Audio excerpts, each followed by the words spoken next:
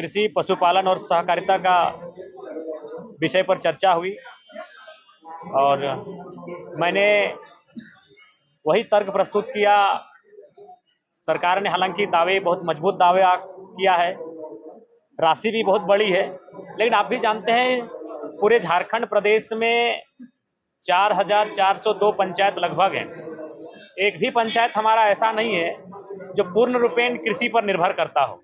इसलिए मैंने कहा कि सरकारी दावे मजबूत हैं, आंकड़े भी बेहतरीन लाजवाब हैं, लेकिन सच्चाई ठीक उसके विपरीत है। एक भी हमारा पंचायत पूर्ण रूपेण कृषि पर निर्भर नहीं करता है। तो इसीलिए मैंने ये कहा कि जो देश के पूर्व प्रधानमंत्री राजीव गांधी जी कहा करते थे कि दिल्ली उन्हें 1 रुपये अर्थात 100 पैसे भेजने का कार्य तो करती है गाँव को, लेकिन गाँव जाते जाते वो 10 पैसा हो जाता है।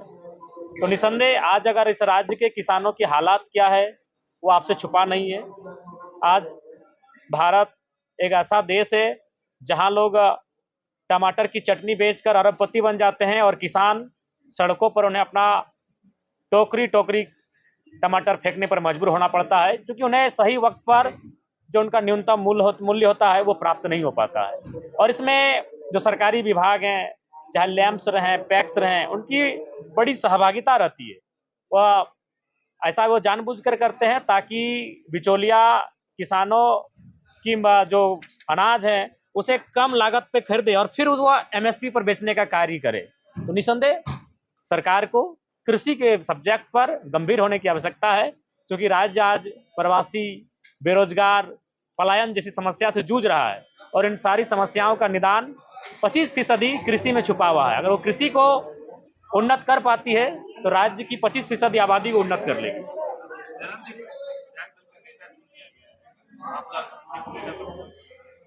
देखिए, संभावना तो यही थी कि बाबूलाल मरांडी जी ही नेता प्रतिपक्ष बनेंगे, लेकिन इतना समय क्यों लिया गया? कहीं ना कहीं बीजेपी झारखंड राज्य में अपने आप को बैकफुट में महसूस कर रही है।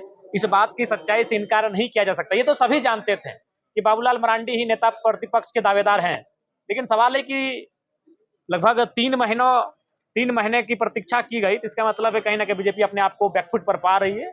ये चिंता का विषय है। अच्छा जयराम जी, बीजेपी विधायक दल का बैठक हुआ था चुनावी समीक्षा को लेकर, विधानसभा का चुनाव संपन्न हुआ था, उसमें से एक फैक्टर निकल कर आया था जयराम हम लोगों के लिए वो हावी था, इसलिए तो बीजेपी बैकफुट पे चला गया। आप ही का नाम का चर्चा हो रहा था उसमें, आप ही की वजह से तो बैकफुट पे गया, आप ही का वोट कटवा का काम किया। देखिए, वोट फिर आपको कहेंगे वोट काटना किसे कहा जाता है?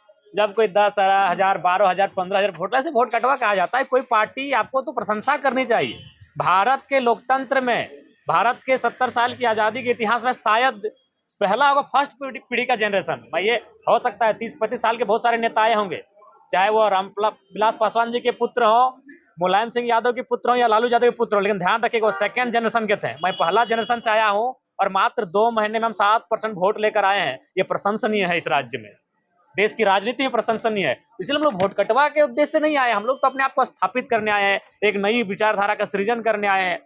तो हम लोग उसमें कामयाब भी रहे हैं। 70,000, 90,000, 71,000, 60,000, 65,000, 50,000 वोट लेकर आए हैं हम लोग विधानसभा में। हम लोग नेता प्रतिपक्ष को दूसरे स्थान पे धकेले हैं, सिटिंग विधायक को दूसरे स्थान पे धकेले हैं, मंत्री को हम लोग मात देकर यहाँ तक आए हैं। तो वोट कटवा की संज्ञा आप नहीं दे सकते हैं।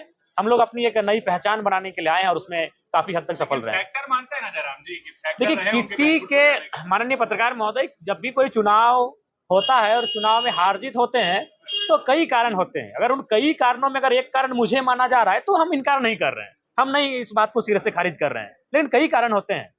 उन एक कारणों में अगर आप हमें रखते हैं तो हम कभी उसको अस्वीकार नहीं कर रहे हैं।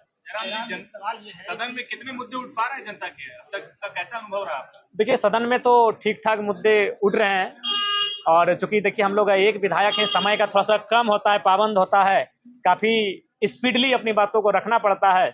जिस दिन समय रहेगा उस दिन शालीनता से, गंभीरता से और तार्किक होकर अपने विषय को रखने का अवसर मिलेगा। लेकिन उसके बाद भी जो कम समय मिलता है उसमें भी हम अपनी क्षमता के अनुसार कहीं ना कहीं इस राज्य के मुद्दों को उठाने का कार्य करते हैं। एग्रीकल्चर की बात आप कर रहे हैं, तो जो टैक्स और लैम्प्स है उसमें जो सरकार तय करती है एमएसपी जो देने का, लेकिन किसानों को मिल नहीं पाता है और सरकार जो कहती है कि हम 250 रुपए दे रहे हैं, नहीं मिल पाता है, बिल्कुल नहीं मिल पाता है। बिल्कुल नहीं मिल पाता है, चूंकि वहां जानबूझकर वो जो लैम्स और पैक्स का अपने नाम ले, वो जानबूझकर वो जो बिचौलिया होते हैं उनके साथ मिले होते हैं। जैसे मान के चले अभी 24 रुपए है आपका MSP धान का। अब क्या होती है कि जब सही समय पे खरीदारी किसान का अनाज को, धान को नहीं लिया जाता है, तब फिर वही फर्जी किसान 14 रुपए 16 रुपए में जाकर लेते हैं, और फिर 14-16 रुपए में लेने के पश्चात तो क्या करते हैं, फिर से 24 रुपए में जो MSP है उस पर बेचने का कार्य करते हैं। ये तो सच्चाई है, इससे कोई अस्वीकार नहीं कर सकता है। धन्यवाद।